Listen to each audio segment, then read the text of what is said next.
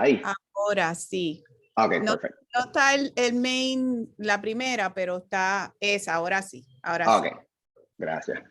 Ok, pues el enfoque de mi read, y pues, ¿verdad? Más o menos le iré explicando cómo es que llego hasta esto, pero es sobre la ética y cuando digo ética, no solo mirando como que cuál, o sea, ¿verdad? Moral theories, ¿verdad? Teorías de qué es lo que está bien y qué es lo que está mal, que pues sí, uno hace un poco de ese trabajo y hay que estudiar, ¿verdad? Un poco sobre trasfondo y filosofía y el trasfondo de lo que es la ética. Eh, pero para eso también yo tengo filósofos en mi equipo y son personas pues, que obviamente están mucho más preparadas para manejar esos temas y los manejamos juntos. Eh, pero el enfoque incluye ética, una exploración, ¿verdad?, de cuáles son las implicaciones sociales que puede tener el desarrollar este tipo de tecnologías que vamos a estar hablando y cuáles son las implicaciones legales o políticas y de política pública que pueden tener el tipo de conocimiento que vamos a desarrollar las tecnologías, el tipo de data que se desarrolla, que se genera con muchas de estas tecnologías o pruebas. Y pues vamos examinando distintos de esos aspectos. Y ahí pues, ok, bueno, saltando esto, pero como explicó la doctora Maldonado, ahí, o sea, obviamente pues he ido acumulando un trasfondo que cada cual viene a la bioética desde un trasfondo bien distinto. Hay pocos lugares que tienen doctorados en bioética y, o sea, la gran mayoría de la gente que ustedes van allá a conocer que trabajan en bioética no tienen doctorados en bioética, son, qué sé yo, 3 o 4 programas que los tienen. Y la realidad es que lo lindo, ¿verdad? Y lo interesante del campo es que se nutre de muchas perspectivas bien distintas. Hay mucha gente con trasfondos en filosofía, pero asimismo pues hay gente con trasfondos en ciencias, como yo, sociología, muchas, una diversidad enorme de muchos médicos también que están involucrados y trabajan distintos temas. En mi caso, pues yo lo que he ido pues es uniendo pues todos estos intereses en neurociencia y cuáles son las implicaciones éticas y legales de lo que vamos conociendo y desarrollando las neurociencias, pero también una parte bien grande, por lo menos esto también responde a que es donde hay muchos fondos, pero una parte bien importante del campo de la bioética es el estudio de las implicaciones éticas, legales y sociales de la genómica, de genomics. Y eso quizás más en Estados Unidos que en otros lugares, pero en otros lugares también es bien importante. Y eso permite, cuando empezó Human Genome Research Project, era una inversión enorme, ¿verdad? Empezando los 90, eran yo no sé si en aquel momento pensaban que iban a invertir tanto, pero termina siendo como $3 billones, una cosa así. Y en una de estas conferencias de prensa, le preguntaba a James Watson, que pues poco a poco fue cayendo fuera bueno, nada, que no es santo de mi devoción ni de mucha gente cada vez que abre la boca para decir algo de algún tema social, pero sí, pues hay que darle su crédito, ¿verdad? De las cosas que logró y una de ellas pues era esto del Human Genome Project. Y le preguntan como que qué va a pasar con la discriminación, ¿verdad? Que pueda surgir por nosotros ir conociendo estos distintos issues de cuáles, ¿verdad? De la genética y que podamos decir, pues mira, esta persona está en riesgo mayor de cáncer, que es lo que, cómo se va a manejar esto. Y entonces en una conferencia de prensa, pues parece que él dice, pues, no, vamos a darle 5% del presupuesto del Human Genome Project a estudiar las implicaciones éticas de lo que se aprenda. Yo no, o sea, nadie sabe de dónde se lo saco, inclusive yo, uno de mis mentores, Eric Jungs, que termina siendo el primer director de ese centro que dirige esas investigaciones sobre lo que se le conoce hoy en día como ELSI, Ethical, Legal and Social Implications of Genomics, y simplemente lo dijo. Parece que al Congreso le pareció bien la idea y cuando hacen el appropriations para el proyecto, deciden que le van a dar 5% a ese tipo de estudios y todavía hoy en día pues 30 y pico de años más tarde, todavía ese instituto, que acá ha cambiado de nombre varias veces, pero lo que se conoce hoy como el National Human Genome Research Institute, da 5% de su fondo a ELSI, a entender las implicaciones éticas y legales de la genética. Y por eso, pues, puede ser que si van adentrándose más en el campo de bioética, vean que hay mucha investigación sobre esto en específico, sobre las implicaciones de la genética. Pero también, pues, le ha dado espacio, hoy en día se habla de ELSI, de nanotecnología, ELSI dentro de neurociencia, por simplemente, ¿verdad? Como se va desarrollando la ciencia y como en el 92 hubo un journalist, un periodista, que escribió un artículo hablando sobre neuroética. Entonces, en vez de llamarse NELSI, ¿verdad? Como Neuroscience, Ethical, Legal, Social Implications, pues se le empieza a conocer como neuroética. Ocurren 1000 peleas dentro de los 4 gatos que habían en el campo de si se debe llamar así o no, y como todo campo, pues empieza siempre con un debate de si debe ser un campo en sí, si cómo se debe llamar, y pues por todo eso pues pasó también la neuroética. Y nada, pues termina quedando, pega más el nombre de neuroética sobre neuroética cuando sí tiene ¿verdad? La palabra ética de su nombre, pero también es básicamente la misma manera el mismo approach, ¿verdad? O sea, de examinar todos estos aspectos de cómo la sociedad. Y entonces, nosotros tenemos varios estudios. Tenemos varios estudios y les voy a contar de algunos de estos. Si les interesa pues, saber de otros, pues ¿verdad? De los que no voy en detalle, me dejan saber. Pero tenemos varios grants del Brain Initiative, que es una inversión que empezó bajo Obama, como en el 2000, bueno, un poquito antes, bueno, sí, como 2016. La idea es invertir alrededor de 4.9, casi 5 billones de dólares en el desarrollo de neurotecnología y en el desarrollo de conocer el cerebro, ¿verdad? Desarrollar herramientas que nos conocer mejor el cerebro, pero a la misma vez la idea es que esa inversión va cambiando un poco y en la medida que vamos desarrollando esas herramientas, pues también que se mueva hacia una inversión que se enfoca más en cómo aplicar esas herramientas para poder hacer avances en tratar distintas condiciones que no hemos sido tan efectivos en tratarlo, que hay muchas personas que son lo que conocemos como tienen treatment refractory o treatment resistant conditions, que pues, son condiciones que ya sea como la epilepsia, por ejemplo, que hay algunos pacientes que no responden a medicamentos.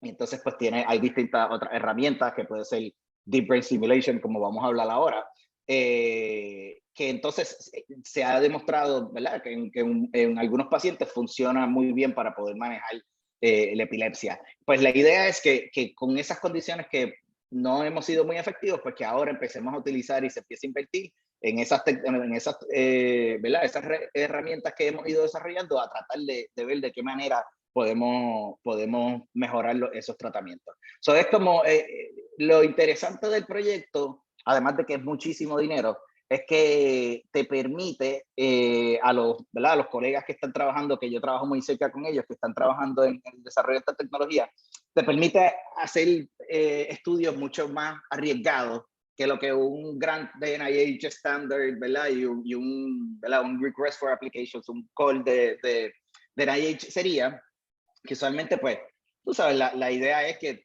tengas una cosa que pues, vaya a adelantar el conocimiento y es una cosa como más, ¿verdad? Paso a paso. Tú sabes, esto a batear un home run, tú sabes, a ver si se da, si no, te ponchaste, pero pues, ¿verdad? Se puede, tienes la posibilidad de haber hecho un adelanto grande y siempre se aprende, ¿verdad? En el proceso. Entonces, ellos, además de esto, cogen el modelo de genómica que ya lo tenía uno de los institutos, aunque es súper gracioso hablar con los program officers de cada instituto del Brain Initiative, que está en NIH, lo maneja más bien en NIMH, ¿verdad? El National Institute of Mental Health, y NIMDS, que es el de Neurological Diseases and Stroke. Y entonces, pues, la gente y el National Human Genome Research Institute. Entonces, cuando tú hablas con ellos, que yo tengo fondos de cada uno de ellos y conozco a la gente de ELSI, ¿verdad? De los de genética hace mucho tiempo. Pues ellos como que hablan como si ellos no tuviesen el mismo approach y como que si ellos están haciendo cosas distintas, pero en verdad es súper parecido lo que están haciendo. Y a veces yo les recomiendo a unos como que, mira, ¿por qué no siguen esto que esta gente está haciendo, que le está funcionando más bien? No, es que esto, tú sabes, nosotros seguimos un modelo distinto. Al final, en verdad, lo que están haciendo es básicamente lo mismo. Pero lo bueno es que están muy interesados en dar fondos para entender también las implicaciones éticas de del conocimiento que va surgiendo. Y así es que surgen todos estos grants de neuroética. Empiezan en el 2017, dieron 4 grants en el 2017, entonces nosotros nos llevamos uno de ellos, que es este que ven acá arriba, que es el de ADBS. Y les voy a hablar de ADBS, voy a hablarles Adaptive Deep Brain Stimulation, y pues les explico en un ratito cómo funciona. Tenemos otro proyecto que es sobre neuroética del uso de Deep Brain Stimulation en poblaciones, pacientes pediátricos, mayormente distonia, que es un movement disorder, un movimiento, un desorden, ¿verdad? De motor. Pero también hay mucho interés en utilizarlo para Obsessive Compulsive Disorder, porque es de los pocos desórdenes psiquiátricos que ha respondido relativamente bien, o es donde más, vamos a ponerlo así, donde más evidencia se ha desarrollado que pueda ser efectivo en adultos. Y hay muchos niños que tienen OCD, que es treatment resistant, tiene un impacto bien grande en su desarrollo. Muchos de ellos, pues, estamos hablando de casos bien extremos, no pueden ir a la escuela porque tienen, pues, es tan severos los síntomas que no les permite o sea, concentrarse tan siquiera en la escuela. O sea, hay muchas complicaciones que pues le hacen muy difícil su funcionamiento. Hay casos bien severos que pues hay personas que han argumentado que, mira, ameritan tratar esto. Así que estamos estudiando ¿verdad? Cuáles son, cómo se debe manejar ese tema cuando se trata de, estas son tecnologías experimentales, ninguna de estas tecnologías para niños, ninguna de estas tecnologías está aprobada por la FDA, pero se están utilizando cada vez más. Inclusive para distonia, que es lo que más se utiliza, tampoco está aprobado. Lo que tienen es lo que se llama un Humanitarian Device Exemption, que básicamente tú lo que tienes que demostrar es que pues que el paciente no está respondiendo y que los médicos piensan que tiene una probabilidad bastante alta de funcionar si se utiliza esa herramienta. Y entonces el FDA pues te da ese permiso, pero ese permiso no hay personas que utilizan, a veces dicen como que el FDA approved este tipo de tecnología. Y sí, la aprobaron hasta cierto punto, ¿verdad? Pero la están aprobando, no que te están diciendo, mira, esto, hemos hecho el análisis y esto es efectivo y es relativamente seguro. Lo que te están diciendo con ese tipo de aprobación de HD es que no te aseguran, no te están hablando de efectividad, te están diciendo hay una probabilidad de que esto pueda funcionar y pues hasta ahí llega. Lo que pasa es que pues a veces se pierde pues nada, esos términos, a veces la gente simplemente pues ve en FDA, tú sabes, lo están utilizando bajo algún tipo de permiso del FDA como si el FDA lo hubiese aprobado. Así que son cositas que se dan en este tipo de temas que son parte, ¿verdad?, de estos issues de política pública y legales. Entonces, tenemos de Pediatric DBS, no voy a hablar más a fondo, así que si tienen interés o alguna pregunta sobre eso, podemos discutirla más tardecito o ahora. Déjame parar aquí un segundito para ver si tienen alguna pregunta o algún comentario. ¿Todo bien? Ok. Seguimos entonces. Entonces, otro de la líneas, ¿verdad?, de investigación que tenemos dentro yo digo el laboratorio a veces. No es un laboratorio así, no es un laboratorio que vaya más allá de un montón de escritorios y laptops, pero pues como parte del equipo es examinar las implicaciones éticas y legales de Psychiatric Genomics. Esto es uno de los temas a mí me encanta, me encanta. Pues en los últimos 10 años, de esto sí voy a hablar un poquito más, en los últimos 10 años ha habido muchos adelantos en entender pues, cuál es la arquitectura genética de los desórdenes psiquiátricos. Falta muchísimo por entender, pero sí ha habido muchos adelantos y es un campo súper interesante porque entender los desórdenes psiquiátricos en general, pues obviamente son tan complejos y la manera en que están construidos, tú sabes, la manera en que se conocen y se definen, pues casi muy poco de los desórdenes psiquiátricos depende de la manera de identificarlos, de algún tipo de factor biológico. Básicamente es todo definido por lo que te diga el paciente, por lo que observe en la familia, por lo que observe la doctora o el doctor en su examinación. So, en la psiquiatría, pues rara vez se va a hacer alguna prueba genética o algún tipo de prueba biológica. No estoy diciendo, o sea, que no se da con algunos desórdenes, pero es muy poco. Y ahora, pues, al ir surgiendo todo este conocimiento, una de las cosas que nosotros estudiamos es cómo manejan los investigadores los resultados que van generando a nivel de investigación. Por ejemplo, si tú le haces secuenciación al genoma de alguien o si usas un SNP array y tienes pues, un montón de información no tan detallada como si examinas el exome o haces whole genome, pero tienes bastante información también de muchas variantes. ¿Qué tú haces con la información que generas que tú sabes que tiene alguna implicación de salud? Y pues por muchos años los investigadores, y esto puede ser, por ejemplo, hasta los SNP arrays que te pueden salir como entre 100 y hasta $40, pueden salir bastante baratos. Esto a nivel de investigación. Las compañías ahí han empezado a introducir pruebas en regiones del genoma que te ayudan a identificar condiciones específicas. Por ejemplo, que si alguna variante patogénica en BRCA1 o BRCA2, que pues sabemos que está asociado a increased risk for breast and ovarian cancer. Y pues tienes esa información y entonces cuando los investigadores hacen el análisis del genoma, ellos están buscando, por ejemplo, de psiquiatría, están buscando entender el desorden de psiquiatría, ¿verdad? Entender qué distingue este grupo que tiene el desorden X que estamos tratando de entender de este grupo que es un grupo control enorme, que necesita unas muestras enormes para ir identificando lo que diferencia al grupo con la condición. Que tú estás concentrado en que tú puedes aprender sobre el desorden psiquiátrico, pero a la misma vez generaste los datos para poder decirle mira, también encontramos que está en riesgo de cáncer, de lo que sea, tú sabes, de cáncer del colon, lo que fuera. ¿Qué tú haces con esa información? Y por muchos años, básicamente lo que se ha hecho es nada. Seguiste tu estudio y tienes la información y no se la dijiste a nadie. Y entonces, pues muchos bioéticos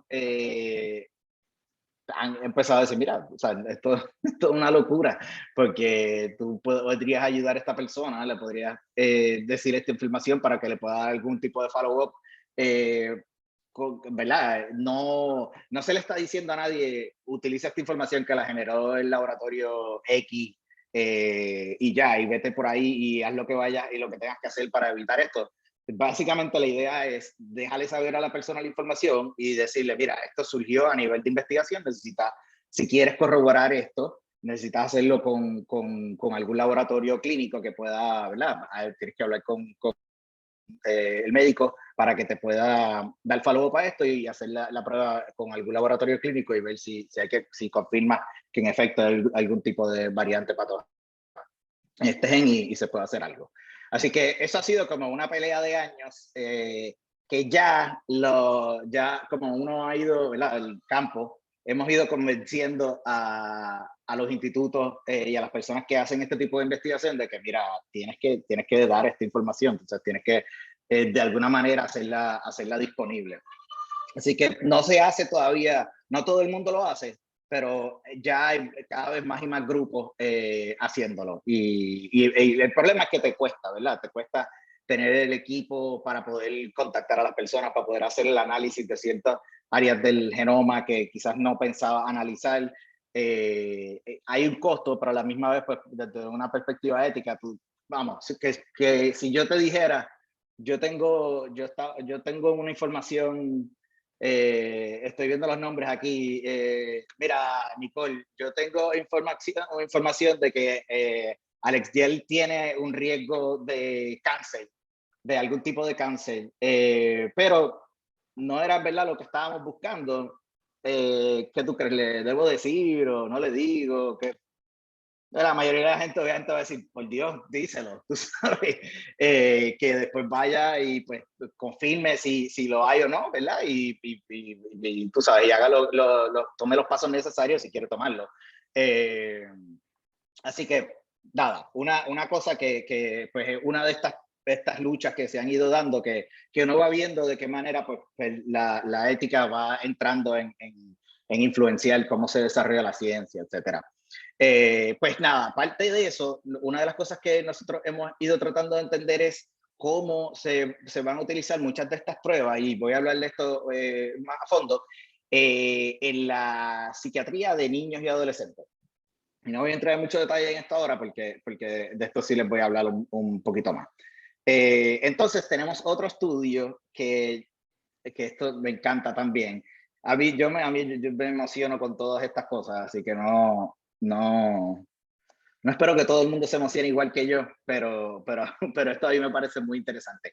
Básicamente, ahora que se están desarrollando todas estas muestras bien grandes de estos Genome-Wide Association Studies como para psiquiatría, que se hacen estas muestras enormes de pacientes y estas muestras enormes de personas que son, ¿verdad?, de un grupo control, tú miras un montón de áreas del genoma a ver qué pueda estar involucrado. Y por años en psiquiatría se trataba, pues, cogían y decían, ok, esquizofrenia, sabemos que los medicamentos ¿verdad?, que nos ayudan a manejar los antipsicóticos, que nos ayudan a manejar la psicosis, generalmente todos funcionan a través del sistema dopaminérgico. Pues entonces probablemente pues hay algo que está ocurriendo en el genoma que está afectando ese sistema dopaminérgico. Así que vamos a estudiar un gen específico que creemos que pueda ser, ¿verdad?, parte de lo que está explicando el riesgo de esquizofrenia. Entonces venía un equipo y estudiaba el gen, qué sé ni qué rayos, relacionado con el sistema dopaminérgico. El equipo encontraba que estaba involucrado. Venía el próximo equipo, trataba de repetir el estudio, no lo podían repetir. Otro equipo trataba otro gen, hablando de otro desorden, el mismo problema. Y estamos hablando de 20 y pico de años en ese juego, hasta que básicamente NIH y muchos de la gente que invertía en esto empieza a decir, mira, ya, o sea, no les vamos a seguir dando dinero para esto porque sale carísimo, nadie está encontrando nada, nadie puede replicar ningún estudio, tú sabes, no vamos a seguir invirtiendo. Y entonces Pat Sullivan, que es uno de los colaboradores en muchos de estos estudios, y un grupo de investigadores, Pat tiene un laboratorio en el Karolinska Institute y en UNC. So, él tiene pues su equipo en Europa y su equipo en North Carolina.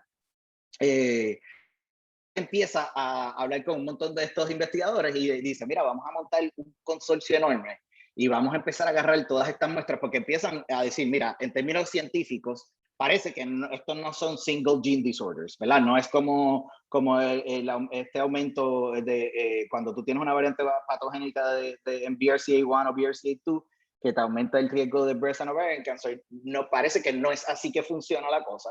Esto parece que son desórdenes que involucran un montón de regiones del genoma, así que tenemos que estudiarlas, buscar maneras de tener muestras enormes, que hacemos una examinación del genoma de grandes, ¿verdad?, partes del genoma, y la comparamos con estos grupos controles. Entonces montan lo que se llama el Psychiatric Genomics Consortium, y son casi 1000 investigadores ya hoy en día, y como 40 y pico de países. Y empiezan a unir todas las muestras que había desarrollado todo el mundo alrededor, ¿verdad? Literalmente alrededor del mundo, todas las muestras que se habían desarrollado, y empiezan a crear estas plataformas para poder analizarlas y poder identificar, ok, pues mira, tú lo que encontraste fue esto, tipo de array, que sería lo mismo que lo que encontró tal persona con este otro tipo de array. Y ahí es que, y esto empieza como en el 2008, ahí es que empiezan a hacer un montón de adelantos, particularmente en esquizofrenia, y empiezan a identificar un montón de áreas del genoma que están involucradas. Esto permite, y lo voy a explicar más a fondo en un momentito, te permite desarrollar unas puntuaciones que se llaman polygenic risk scores o polygenic scores, dependiendo, bueno, de eso también lo puedo hablar en un momentito, pero básicamente tú puedes tomar todas esas variantes que tiene una persona, ¿verdad?, que son variantes que generalmente tú sabes que aumentan el riesgo de tal, y tú puedes hacer un cálculo de cuál es la puntuación, ¿verdad?, en qué percentila cae esta persona en comparación a la población general, en cuanto al riesgo que tiene relativo en comparación a la población general. Por dar un ejemplo, en psiquiatría, pues si tú estás hoy en día, ¿verdad?, de la información que conocemos hasta el momento, si tú estás en la percentila 99 en ese análisis de ese polygenic risk score, eso significa que tú tienes un 30% de desarrollar depresión, o, ¿verdad?, más o menos un 30% de desarrollar depresión en algún momento en tu vida. Obviamente hay un montón de factores ambientales que no necesariamente pues, se están considerando ahí, que pueden exacerbar ese riesgo o pueden reducir ese riesgo. Y eso pues lo hemos ido conociendo poco a poco. Esto se hace para diabetes, se hace para otras condiciones también, pero en psiquiatría pues es más nuevo, y lo hemos ido identificando con distintos desórdenes. ¿Qué pasa? No, las cosas nunca se quedan ahí, y siempre tienes grupos y personas que tratan de ir más allá en cómo tú utilizas. Todavía esto no se está utilizando mucho en la psiquiatría tampoco, pero hay muchas personas que están diciendo, mira, pues ya hemos ido identificando esto en las investigaciones, quizás podemos empezar a utilizarlo a nivel clínico para poder identificar, pues si algún joven, qué sé yo, tiene 12 años, tiene algunos síntomas, podemos hacer alguna prueba, ver si también está en aumento en términos genéticos, también tiene un aumento o sea, tiene un riesgo mayor que la población general, y quizás pues eso nos puede dar una indicación de que podemos hacer más monitoreo, tenemos que estar más pendientes a este joven, y pues si al aumentar el monitoreo, si vemos que comienzan a aumentar esos síntomas, pues quizás puede intervenir más temprano. Hay muchísima evidencia de, no haciendo este tipo de approach en específico, pero hay mucha evidencia de que si tú intervienes más temprano, como básicamente como todo en la medicina, si intervienes más temprano con desórdenes psiquiátricos, logras tener mejores clinical outcomes, logras manejar el desorden mejor. Y eso quiere decir, pues, que hay menos episodios en el futuro de ese desorden, que logras manejar los síntomas mejor, y hay una serie de beneficios, ¿verdad?, que están asociados a tu intervenir más temprano.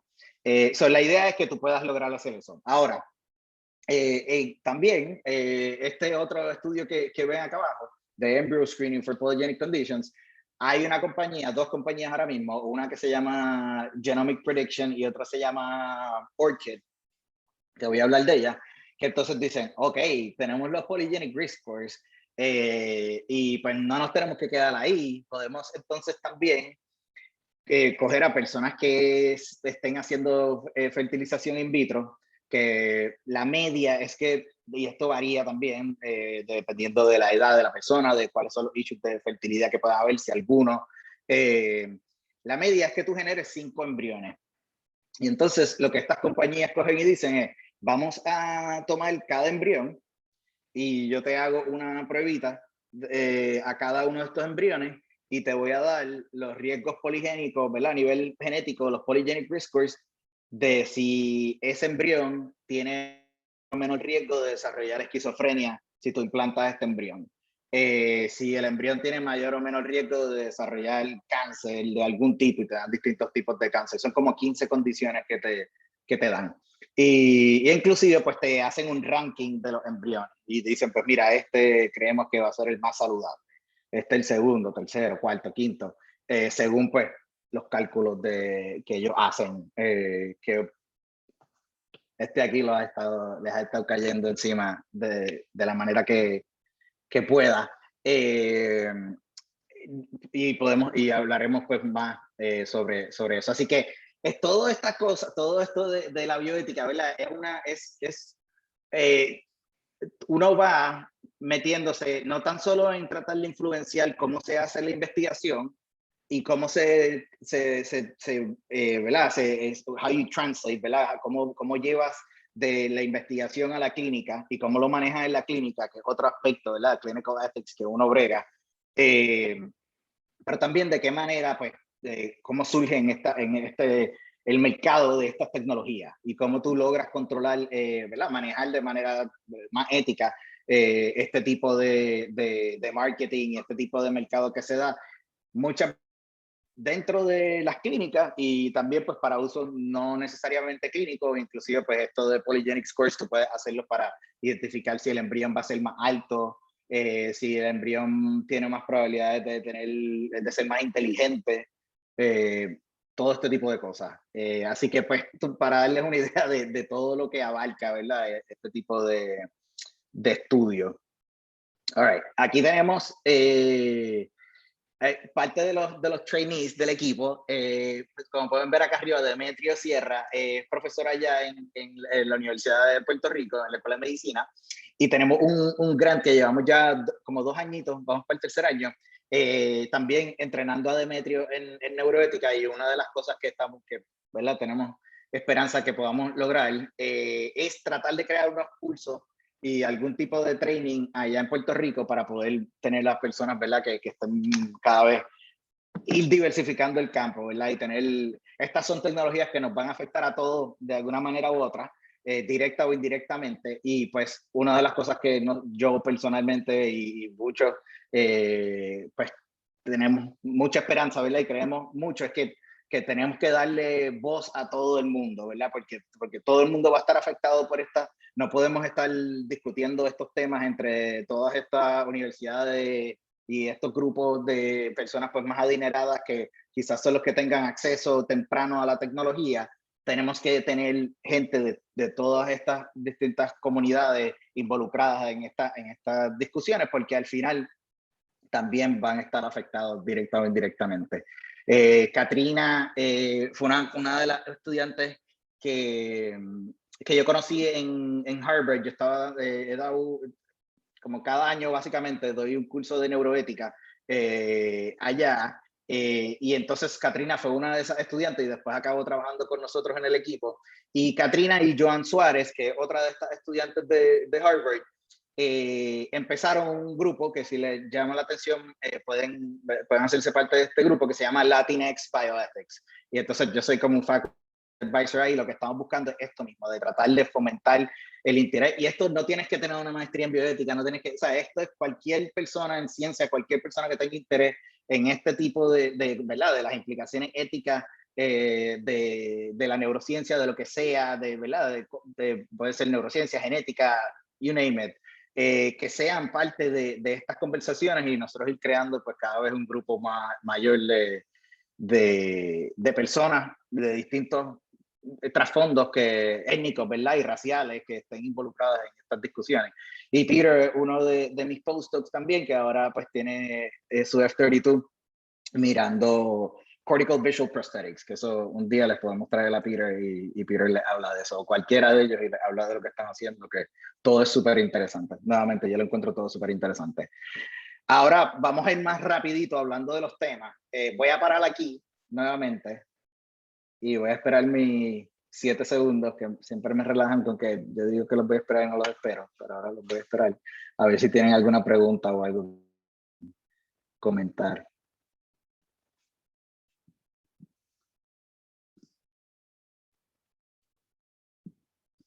Oh, good. Ok, vamos allá. Ok, pues entonces, les voy a decir, primero les voy a explicar más o menos, ¿verdad? Cómo nosotros trabajamos estos temas, cómo es que los vamos investigando, y después vamos a hablar un poquito más a fondo de los distintos proyectos que les he ido comentando. Ok, esto varía mucho, ¿verdad? Cómo uno hace estudios en neuroética y en bioética. Lo que yo hago es un approach, y es, ¿verdad? De las cosas que hemos estado como que empujando en el campo, yo y varias personas, no somos muchísimos, ¿verdad? El campo no es tan grande, pero una cosa es que sea un approach pues, más empírico, que los filósofos, pues generalmente que son los que han pues, tenido más dominio, ¿verdad? De este campo de bioética y neuroética. Generalmente el approach es mucho más conceptual, ¿verdad? Como entiendo yo que traduciría igual, ¿verdad? Básicamente más teórico. Y pues de mirar las distintas teorías morales, mirar las tecnologías, cuáles son las implicaciones, y entonces hacerte análisis, no necesariamente integrando lo que piensan los distintos grupos que puedan verse afectados por estas tecnologías, sino pues dentro de su, ¿verdad? Haciendo su análisis ético, que son muy rigurosos, y la verdad que el trabajo que hacen hay muchos que mi crítica mayor no es el tipo de análisis, mi crítica generalmente es cuando se ponen a hablar estos disparates de tecnologías si cosas que puedan pasar de aquí a 50 años, si pasan, y entonces para mí, y obviamente hay mucha gente que pensará lo contrario, pero para mí pues, se pierde mucho el tiempo en discutir tecnologías y cosas pues, que las probabilidades de que vayan a tener un impacto son relativamente mínimas. Y si pasa, mira, vamos a tener, o sea, pasa de aquí a 50, 100 años, estamos hablando de gente pues diciendo pues muchas cosas, no voy a decir cosas en específico, pero súper sci-fi. Se van en el viaje bien brutal y nada, entonces yo lo que mucho en, mira, tú sabes, tenemos 1000 temas que están afectando a gente hoy en día, 1000 tecnologías, concentrarnos en cosas que hay que bregar ahora. Y si me vas a hablar de eso, entonces háblame de de por qué tú piensas que esto verdaderamente va a ser un problema. Y esto pues es una pelea que yo no soy el único, gracias a Dios, pero tenemos muchos diciendo, mira, vamos a dejar ya de estar hablando todos estos cuentos que en verdad no tenemos evidencia suficiente de que esto vaya a pasar. Pues una de las cosas que yo he ido integrando mucho, y esto es parte de que lo he ido aprendiendo con el campo de ELSI, ¿verdad? Con genómica, pero también es algo que yo le he dado duro, es utilizar lo que he trabajado mucho con un montón de antropólogos.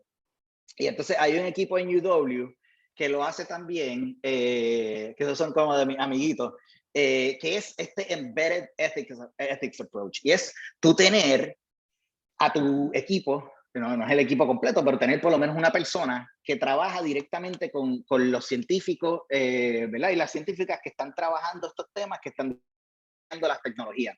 Y nosotros, pues, todos los grants que yo les enseñé ahí, todos nosotros estamos trabajando súper de cerca con personas desarrollando esas tecnologías, trabajándolas. Porque nosotros queremos conocer qué es lo que está pasando ahí, a dónde tú quieres llevar esta tecnología, cuáles son las limitaciones, cuáles son las capacidades de la tecnología, y qué es lo que ellos o ellas piensan, ¿verdad? De cuáles son los issues éticos.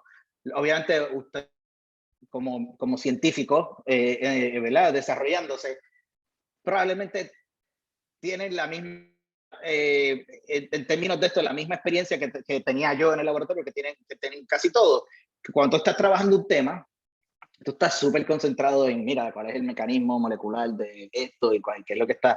Y hay una cosa súper linda de eso, ¿verdad? De que uno se mete en ese problema o sea, por tratar de entender qué es lo que está pasando aquí y cómo funciona, cómo se afecta este tipo de aprendizaje, lo que sea que estás estudiando. Pero también, pues, hay unas implicaciones, puede haber unas implicaciones sociales de ese research que estás haciendo.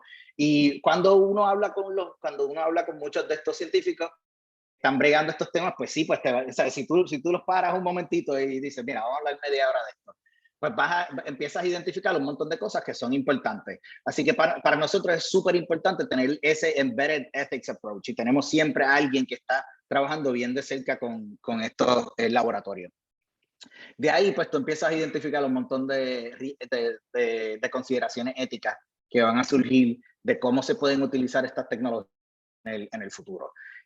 Nosotros miramos, ok, pues hay estos issues éticos, por lo que se pueda discriminar contra personas con desórdenes psiquiátricos mientras vamos identificando, ¿verdad? Entendiendo cuáles son estos riesgos y tú dices, mira, esta persona simplemente está en riesgo, ni siquiera tiene síntomas, pero puede ser que un patrono, ¿verdad? Diga, pues yo no quiero o no le quiero dar housing. Ahora mismo no hay ninguna ley que diga, o algún préstamo. Tú puedes pedir préstamos estudiantiles, por ejemplo. No hay ninguna ley, no se está haciendo, pero no hay ninguna ley ahora mismo que diga, tú no puedes, tu banco, lender, no le puedes pedir la información genética a X o Y persona. Por ejemplo, en psiquiatría, si yo veo que tú tienes, si yo soy esto soy yo diciendo, ¿verdad? Cosas que se pudieran hacer, no estoy diciendo que está pasando, pero si yo soy un banco y yo digo, mira, yo quiero ver una pruebita, o sea, hazte una prueba genética para ver qué tipos de riesgo tú tienes de cáncer, de esquizofrenia, etcétera, y yo veo que tú tienes un aumento de riesgo de cáncer del colon o que tú tienes un aumento de riesgo de esquizofrenia, las personas con esquizofrenia tienen, ¿verdad? En promedio, no todo el mundo, pero tienen en promedio una expectativa de vida que es 20 años menos que la población general, por distintas razones, ¿verdad? Sociales, de crimen, también pues razones de la misma condición que puedan afectar la manera en que se buscan servicios médicos, etcétera. Pero al lender, ¿verdad? Y el que está haciendo una inversión no le importa las razones, ¿verdad? Pues, lo que le importa es que o cáncer del colon, por ejemplo, si yo veo que tú tienes un riesgo bastante alto, a mí lo que me va a importar es si yo voy a recibir ese dinero a cambio de vuelta, si tú me vas a poder pagar el dinero que yo te estoy prestando y tú me estás buscando préstamos estudiantiles y yo digo, mira, tú tienes 20 años, tremendo, pero de aquí a 20 años puede ser que tú desarrolles cáncer de X o Y. Pues ahora mismo no hay ninguna ley que diga que tú no puedes hacer ese tipo de preguntas o ese tipo ¿verdad? de requerimiento de información a una persona. Ok, sí, pues Nicole, gracias. Ahí tú puedes, hay una ley que se llama CLIA, que en los laboratorios en Puerto Rico, en todos, o sea, ¿verdad? En todos los Estados Unidos, territorios, etcétera, colonias, hablemos después, tienen clínicos que van a devolver información a personas que se pudieran utilizar de alguna manera para tomar decisiones. Tienen que tener, ¿verdad? Unos requisitos bien estrictos de cómo tú manejas las pruebas y para asegurarse en la medida de lo posible de que esa información genética pertenece a esa persona.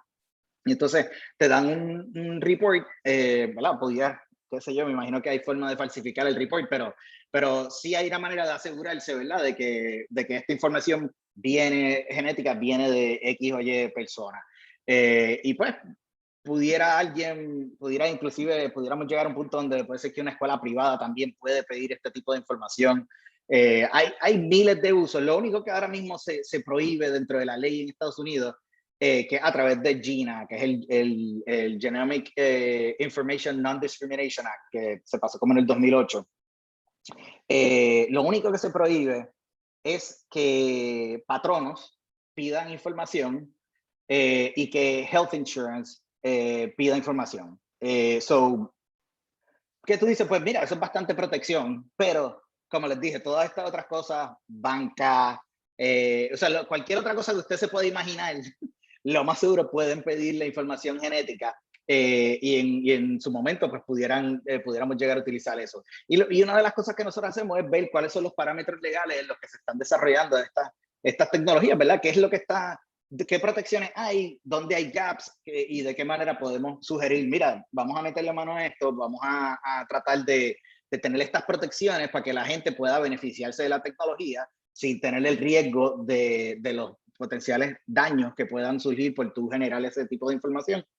Así que esto es una de las cosas bien importantes dentro del approach que nosotros seguimos, entender qué protecciones hay ya allá afuera y cuál es el conocimiento. Una de las cosas que pasa con Gina es que la gente no sabe de Gina, o sea, la gente no, los médicos, muchos médicos, ¿verdad? No necesariamente están conscientes de que hay esas protecciones, o si, inclusive si están conscientes, muchos piensan que no es suficiente, ¿verdad? Que hay otras áreas donde les preocupa, tú sabes, cómo se puede utilizar esa información. Y lo mismo con los pacientes, tú sabes, pues, puedes pensar, o sea, si no estás consciente de eso, pues puede ser que tú digas, mira, yo no me quiero hacer esta prueba genética porque va y dice esto, y pues life insurance me puede negar insurance, period, o me puede poner a pagar una prima enorme para poder tener ese seguro, etcétera. Inclusive a pacientes, a pacientes que tienen un historial de algún tipo de condición o sea, que muchas veces tienen un componente genético, si hay muchos médicos que cuando le van a recomendar que se hagan pruebas de genética, le dicen al paciente, compra el seguro que te vayas a comprar ahora y después te haces la prueba, para que puedas tener ya el seguro ahí sin que haya ningún tipo de récord que tú, porque en teoría pues tú tienes que darle todos los récords médicos y probablemente hay alguna cláusula en el contrato cuando haces que diga que si tú encuentras algo se lo tienes que decir al seguro, pero o sea, el seguro de vida, lo que fuera que compraste. Pero sí, eso se da muchísimo, por ese mismo miedo de que el seguro de vida y pues, no hay ningún tipo de protección, así que te puedan negar o aumentar el costo muchísimo. Y entonces vas entendiendo esas implicaciones legales, las prácticas y las políticas que haya en ese proceso. Entonces lo de stakeholder perspectives es una de las cosas que también nosotros, básicamente el approach de embedded ethics o neuroethics, y entender las perspectivas de los stakeholders son de las cosas que más, ¿verdad?, caracterizan este nuevo approach que nosotros estamos siguiendo con este tipo de estudios de bioética. Y pues con esto de los stakeholders perspectives, vamos a entender qué es lo que piensan los científicos que están desarrollando y las científicas que están desarrollando esto, los pacientes, las familias, los caregivers que ayudan a estos pacientes. Vamos a los insurance providers, o sea, vamos a tratar de entender cómo ellos creen que podemos adelantar soluciones a esto, si ellos creen que verdaderamente es un problema, qué otros tipos de cosas ellos creen que son problemas dentro de este tipo de desarrollo de estas tecnologías, porque hay muchísimas cosas que nosotros pues podemos sentarnos y empezar a pensar en esto, identificar un montón de cosas que nosotros decimos, diablo, esto puede ser un lío, qué sé yo, pero hay cosas que hasta que tú no te ves ¿verdad?, trabajando con esa tecnología, no la conoces hasta cierto punto, pues no puedes identificar. Y nosotros aprendemos muchísimo, sobre todo de los pacientes, cuando estamos bregando con personas que están participando en estudios de este tipo de cosas, que mira, que son cosas que tú dices, diablo. O sea, como que hasta que tú no tienes esa experiencia, es bien difícil tú poder entender cuáles son todas las consideraciones y las preocupaciones que pueda tener una persona en esa, ¿verdad?, en esa posición. Así que eso es algo bien importante. Y eso nos lleva, ¿verdad?, a identificar un montón de cosas nuevas y volvemos y hacemos todo este análisis cuando identificamos cosas así nuevas que surgen de entrevistas, surveys, hay distintas maneras, dependiendo. O sea, yo trabajo como con 2, 3 antropólogos, antropólogas, y entonces dependiendo del tipo de pregunta, tenemos distintas maneras de bregar el tema, ¿verdad? No siempre es de la misma forma. Y entonces, pues, cuando identificamos issues así, volvemos y hacemos todo este tipo de análisis. Y al final, pues, como yo le digo a todos, o sea, a todos los grupos con los que yo trabajo, o sea, esto no es de venir a criticar, ¿verdad? Todos estos desarrollos científicos y estar diciendo, pues, todos los problemas que pueden ocurrir. Al final lo que uno quiere es si esto puede ayudar a la gente, cómo nosotros logramos avanzar algún tipo de solución a este problema para maximizar los beneficios clínicos y sociales y poder minimizar algunos de esos potenciales daños. Así que este es el approach, ¿verdad? En general. Voy a esperar los 7 segundos nuevamente a ver si tienen alguna pregunta sobre esto, algún comentario.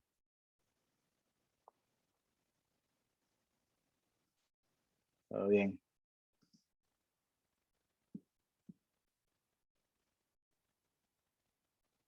Ok, ahí los conté. Ok, pues seguimos para ir hablándoles de tecnologías en específico. Aquí pues, como quizás, o sea, no sé si conocen de Neuralink y Elon Musk, que tiene pues esta compañía que están invirtiendo en desarrollar. Bueno, les explico ahora.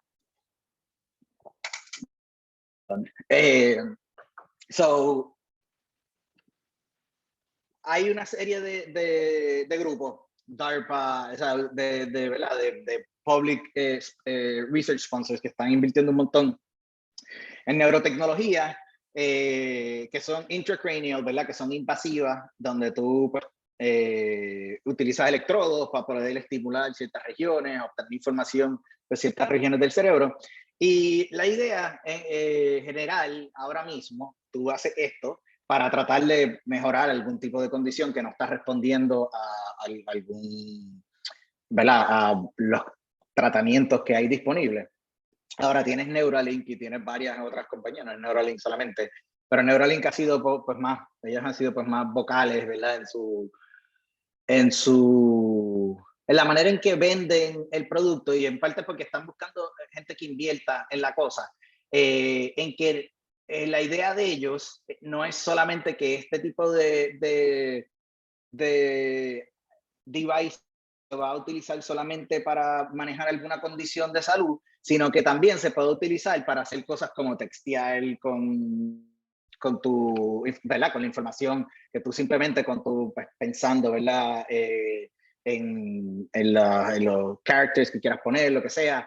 Y ya lo del typing se puede hacer, básicamente. O sea, los colegas que están trabajando con BrainGate, eso es otra cosa, podemos hablar de eso, podemos estar 2 días más hablando de eso. Con personas que tienen algún tipo de condición motora o parálisis o tuvieron, ¿verdad? Ya sea por cualquier razón, no tienen control de sus extremidades, etcétera. Pues ya o sea, ya hay muchos investigadores que han desarrollado maneras de que puedan type y que puedan mover cursores, que puedan inclusive mover un brazo mecánico externo y lo pueden mover y acercarlo para tomar alguna bebida, etcétera. Ese tipo de cosas pues ya inclusive es posible.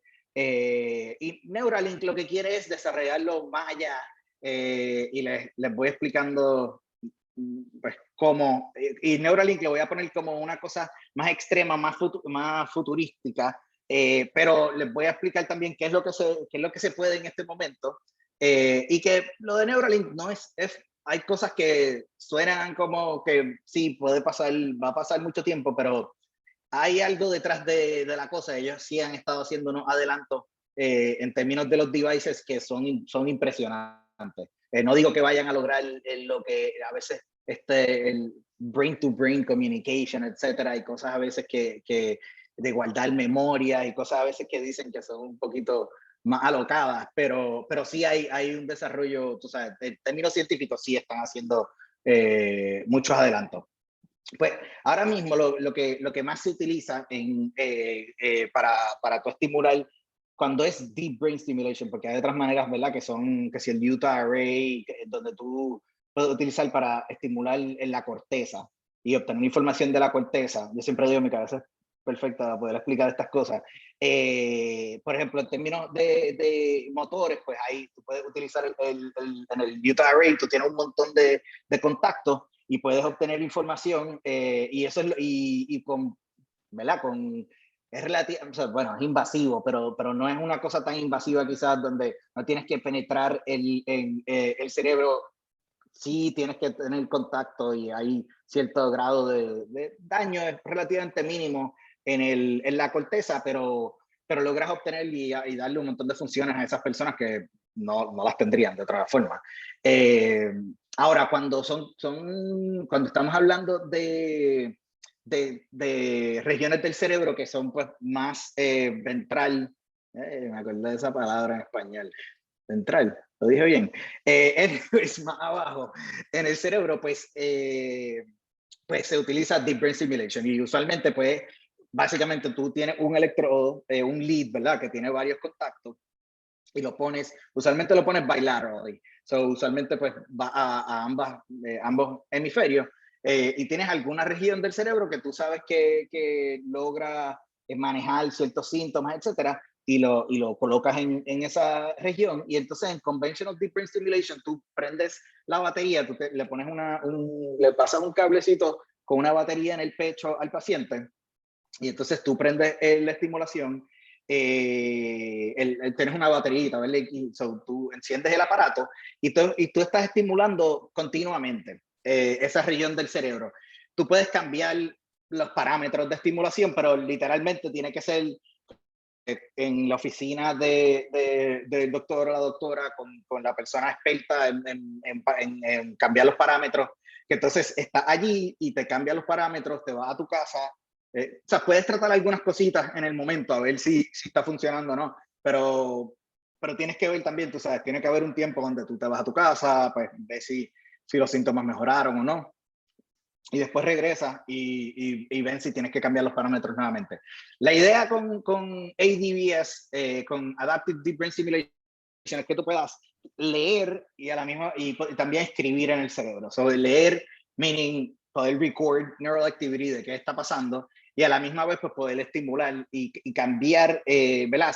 Hacer estimulación en respuesta a lo que estás recibiendo, la información que estás recibiendo del cerebro. La idea es que tú encuentras, donde más está en los grupos que están trabajando con Parkinson, y con Essential Tremor también. Tenemos unos colegas en UCSF y en UF que están bregando Essential Tremor y en los de UCSF están bregando Parkinson. Donde tú encuentras una actividad cerebral que está asociada a los síntomas. Y entonces, la idea es que tú tengas, por ejemplo, una estimulación, un baseline stimulation que te ayude a manejar los síntomas. Pero entonces, si tú detectas que el sistema detecta que hay algún tipo de aumento en cierta actividad o disminución en cierta actividad, algo que sea, que caracterice, ¿verdad? Que sea un biomarker de ese tipo del onset de los síntomas, pues entonces el sistema pueda responder automáticamente y aumentar la estimulación o hacer lo que tenga que hacer para disrupt ese tipo de actividad que se considera patológica. Esto es algo también que en 20 años, 30 años dirán como que estos tipos no sabían qué carajo era lo que, disculpen la palabra, pero esta gente no sabía qué rayo era lo que estaban haciendo, porque tú no sabes en verdad qué es lo que tú estás haciendo, tú sabes que tú estimulas y ayuda, pero tú no sabes que necesariamente, ahora se están haciendo muchísimos estudios para tratar de entender eso, pero tú no sabes necesariamente qué circuitos se puedan estar afectando también. Esto, o sea, es algo que básicamente se utiliza porque funciona. ¿Cómo funciona? Todavía estamos tratando de entender, todos estos grupos están tratando de entender cómo rayos funciona, pero son personas, ¿verdad?, que tienen alguna condición bastante severa y dicen, mira, los riesgos de este tipo de aparatos son relativamente mínimos. La cirugía parece, ¿verdad?, como que tú lo escuchas y tú dices, mira, te están poniendo unos electrodos en el cerebro, como que suena como que es sumamente invasivo, pero lo que se ha ido viendo es que en verdad el daño es bastante mínimo. Y en muchas ocasiones funciona. Y así que, pues, aunque no se entienda exactamente cómo es que funciona, se está utilizando bastante con Parkinson, sobre todo. Ahí, por lo menos se estima que como de 150 a 200,000 pacientes ya se han hecho este tipo de de device. Ahora, ¿verdad? Que lo están utilizando para distintas condiciones, mayormente Parkinson. Lo del adaptive es algo nuevo, es algo que están desarrollando ahora. Y entonces, para darles una idea, ¿verdad? De cómo se ve esto, si ven aquí a la derecha, primero pues tienes la batería aquí, que es lo que va en el pecho, y entonces estos son los leads con los contactos. Y más o menos pues aquí te da una idea del tamaño, que es relativamente pequeño, ¿verdad? En comparación, ¿verdad? Al cráneo. Esto es uno, aquí estos están targeting el ventral striatum para manejar obsessive compulsive disorder symptoms, ¿verdad? Poder disminuir esos síntomas en un paciente. Acá es lo que está tratando de desarrollar el Neuralink, que entonces son como unos threads. En vez de tú tener estos leads así más grandes, tú tienes estos threads que son flexibles, tienen mucho más contactos donde tú los puedas ir poniendo en distintas áreas. El daño pues es relativamente mínimo porque el tamaño pues es y la idea es, déjame ver si tengo el robot aquí, sí lo tengo. Es también que ellos están tratando de desarrollar un robot que se utiliza entonces para insertar, todavía esto no se ha tratado con humanos, que yo sé, pero que no, pero se utiliza para poner esos electrodes, esos leads en, dice que tengo, déjame conectar acá, que se utiliza para poner esos leads en el cerebro y la idea es que lo pudieras poner en muchas localizaciones del cerebro. Ok, entonces déjame ir moviéndome más rapidito aquí. Esto es más o menos como que el diseño, ¿verdad? Nosotros entrevistamos pacientes antes de este tipo de device, o sea, antes de de tener la cirugía y después 6 meses después de la cirugía. Muchas de las preguntas, muchos de los issues que han surgido en neuroética es si cambia la personalidad de los pacientes, si hay aumentos en risk-taking behaviors, que muchos pacientes pues sí hay aumentos ¿verdad? En distintas maneras, o sea, hay distintas formas de medir esto. Puede ser, por ejemplo, tú empiezas a ver que más, hay pacientes pues, que empiezan a tener speeding tickets o que empiezan a tratar pues, cosas que no habían tratado antes, que a veces las familias dicen como que, mira, esta no es la misma persona, o que si no es la misma persona con quien yo me casé, lo cual yo creo que hasta sin cirugía, pues va a pasar mucha gente después a través de los años, ¿verdad? Entonces la gente va cambiando de distintas formas, pero muchas veces pues dicen, mira, estos son cambios bastante dramáticos después de la cirugía. Así que surgen muchas preguntas de qué es lo que está ocurriendo, ¿verdad? Hasta qué punto esta estimulación está cambiando a las personas. Yo tengo inclusive una persona, todavía no he podido corroborar esto, pero a mí me llamó una persona. Yo a cada rato recibo emails de gente diciéndome que tienen algo en la cabeza, que los ayude, que tú sabes, desgraciadamente hay muchas personas, ¿verdad? Pues, ya sea por delusions, ¿verdad? Lo que fuera, que entonces escuchan de este tipo de investigaciones y pues, vamos, que piensan pues que tienen algún tipo de aparato que les han puesto o lo que fuera. Pero a mí me llamó esta persona, y esto es algo, también un issue ético, porque también es uno viendo, ¿verdad? Cómo manejar una situación así. Me llama esta persona y me escribe, mira, que me gustaría hablar con usted, bla, bla, bla, que mi papá se hizo DBS creo que era para Parkinson's. Eso fue como en el 2000, o sea, esta persona me contacta hace como 2 años, pero el Parkinson, la cirugía se la había hecho como en el 2011.